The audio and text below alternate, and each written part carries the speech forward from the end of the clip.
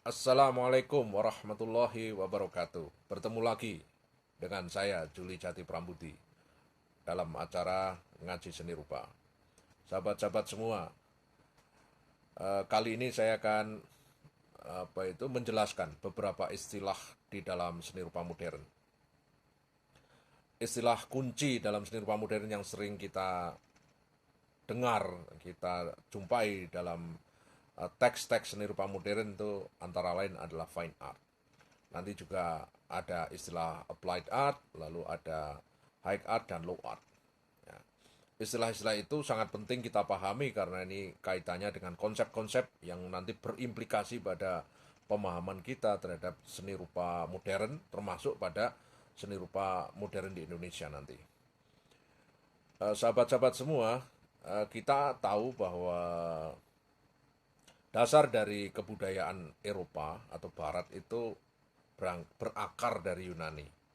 Jadi mereka tidak bisa lepas dari pikiran-pikiran Yunani, yaitu terutama di era Plato, Aristoteles dan filsuf-filsuf abad pertengahan sesungguhnya. Nah, pada abad Yunani itu, ya Plato sudah memikirkan konsep keindahan yang bersifat metafisik, ya. Karena Plato menjelaskan ide apa yang disebut dengan dunia idea, dunia abstrak, dunia absolut, di mana di situ adalah sumber dari segala sumber realitas. Jadi realitas menurut Plato itu yang ada di dunia ide. Sementara realitas yang empiris yang kita lihat, yang kita alami sehari-hari itu sebenarnya hanya tiruan, hanya refleksi dari dunia ide. Adanya saya itu sebenarnya hanya refleksi. Saya itu hanya etok-etoknya. Jadi yang hakikat dari saya itu adalah ada di dunia absolut, yang di dunia idea itu. Karena itu semua yang kita alami itu sesungguhnya menurut Plato adalah dunia hanya bayangan saja, ya, bayangan saja. Nah, itu yang kemudian dalam konteks keindahan Plato memahami bahwa keindahan itu sungguhnya eh, bertitik tolak dari dunia ide tadi. Kalau kita melihat gunung yang indah itu ya kita sebenarnya hanya melihat refleksi dari gunung yang maha indah di dunia ide itu. Ya, kalau kemudian kita menjumpai manusia yang gagah, manusia yang cantik, cewek yang cantik itu juga hanya semata-mata refleksi dari dunia ide. Di sana sudah ada konsep, sudah ada ide-ide yang absolut tentang kecantikan, tentang kemolekan, tentang kegagahan, ya, kesempurnaan, ya. Kemudian nanti di dalam kebudayaan Yunani itu diartikulasikan menggunakan istilah golden section. Jadi golden section itu juga prinsip-prinsip yang diperoleh dengan pikiran-pikiran metafisik gitu ya.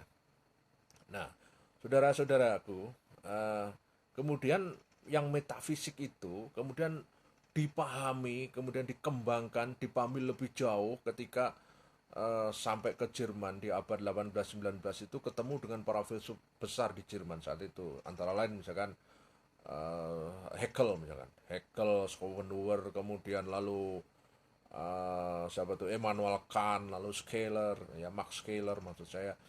Nah, itu semua para pemikir yang mengelaborasi pikiran metafisiknya Plato.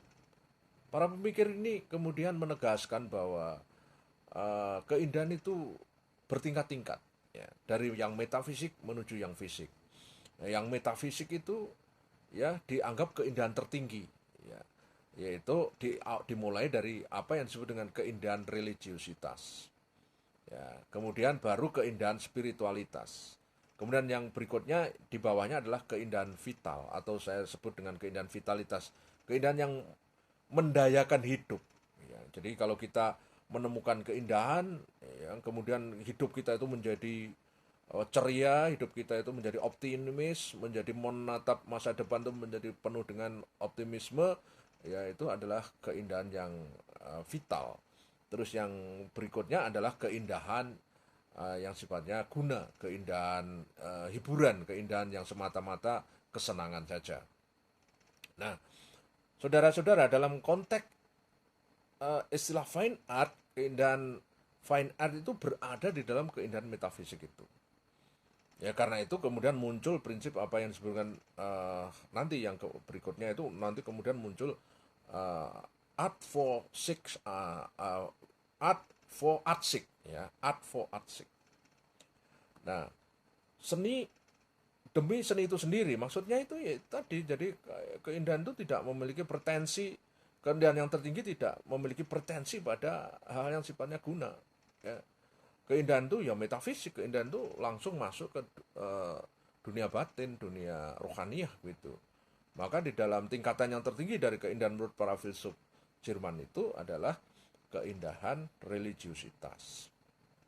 Nah, kemudian di era Yunani kita menjumpai dua istilah kunci yang kemudian juga nanti akan di apa tuh dibakukan menjadi istilah fine art, ya, yaitu misalkan berangkat dari istilah apa yang disebut dengan Musikertechne, ya, Musikertechne itu bahasa Yunani ya, istilahnya inspirasi atau intuisi yang terkait dengan hal yang sifatnya metafisik gitu, Musikertechne. Jadi eh, di Yunani sudah ada istilah itu Musikertechne dan dilawankan atau berlawanan dengan konsep tekne keterampilan. Nanti di Indonesia atau terutama di Jawa muncul istilah kagunan.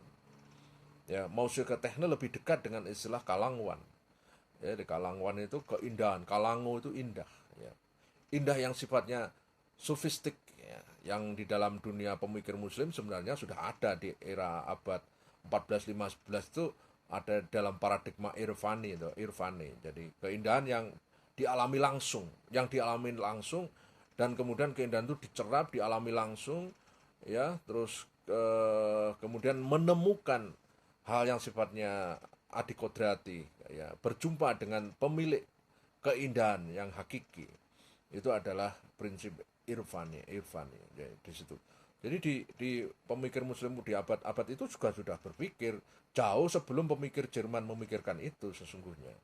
Karena dalam pemikiran muslim juga ada banyak paradigma, ya, dimulai dari paradigma al-hikmah al-muta'aliyah, kemudian paradigma bayani, paradigma burhani, ya, sampai ke irfani, dan sampai terakhir di era abad 20 itu unity of science.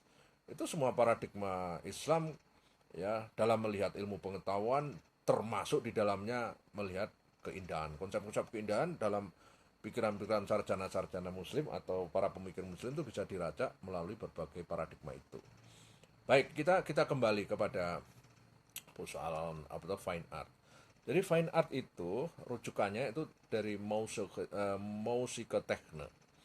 Maka kemudian para filsuf itu uh, kemudian membuat tingkatan-tingkatan dalam seni itu.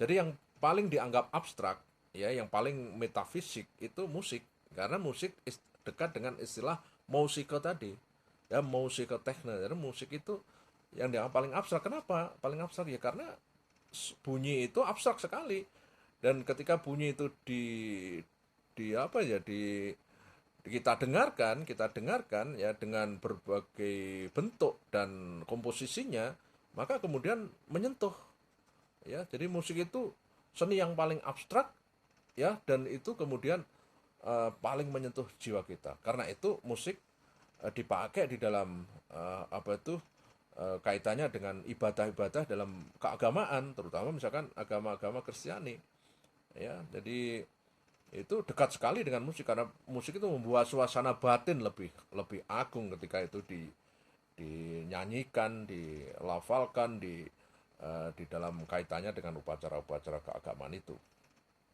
Nah, kemudian baru setelah musik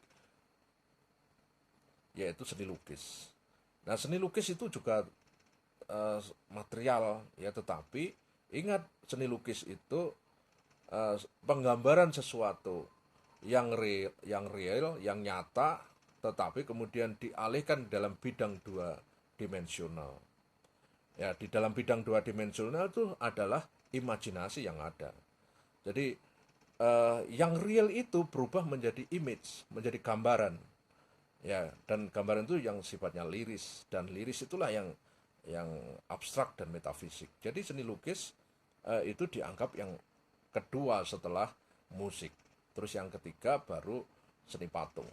Nah, patung itu karena memang interaksinya itu adalah material, ya, yang fisik, maka patung itu di bawah seni lukis. Dan yang keempat baru yang mendekati fisik dan bahkan sangat fisik adalah arsitektur. Nah, oleh karena itu seni rupa modern itu dasarnya di dalam perkembangan seni lukis. Kepercayaan pada fine art itu didasarkan pada perkembangan seni lukis. Maka seni lukis seringkali disebut dengan seni yang berparadigma. Seni yang berparadigma itu yang dimaksud adalah seni lukis dan barat dalam kaitannya dengan seni rupa. Nah, kita tahu bahwa mazhab-mazhab itu kan hampir semua itu berasal dari seni lukis. Kredo seniman di dunia seni lukis itu mulai dari neoklasik sampai sekarang itu lukisan itu mendominasi paradigma seni rupa modern. Nah, dengan tegas sekali bahwa sejarah seni rupa modern itu sebenarnya adalah menegaskan adanya sejarah seni lukis di situ. Sejarah seni lukis menjadi bagian paling utama yang kemudian diteorisasikan menjadi apa yang disebut dengan mainstream, arus utama. Jadi arus utama yang di dalam Anda lihat itu sebenarnya sejarah seni lukis itu ya. Nah, saudara-saudara yang berbahagia dan yang saya cintai, kita kemudian di dalam sejarah seni rupa modern khususnya di barat itu di dalam peta sosiologis, artinya kalau kita memahami seni rupa barat itu dalam konteks sosial itu ya kita akan bisa memahami ada istilah-istilah itu dan kemudian implementasinya di dalam dunia seni itu seperti apa, terutama di barat. Nah, kemudian dari situlah yang kemudian paham dari fine art, saudara-saudara, kemudian dibakukan menjadi high art. Fine art itu akhirnya menjadi konsep high art, seni tinggi. Ya, karena tadi seni tinggi itu tidak berpretensi pada hal yang sifatnya fungsional, yang pragmatis, yang guna. Ya, seni tinggi itu berelasi dengan musikotekno tadi, hal yang sifatnya abstrak spiritualitas. Nah, karena itu muncul ada gium atau semacam ideologi dalam fine art itu ada penegasan di situ seni untuk seni itu sendiri atau art for art sake, art for art sake. Jadi itu seperti itu ya. Jadi seni tinggi atau fine art itu di dalamnya yang paling utama adalah seni lukis, dan kemudian ada seni patung, dan berikutnya juga nanti perkembangan di seni grafis terutama di Eropa itu juga akan memiliki peran yang khusus ya, dan terakhir adalah arsitektur.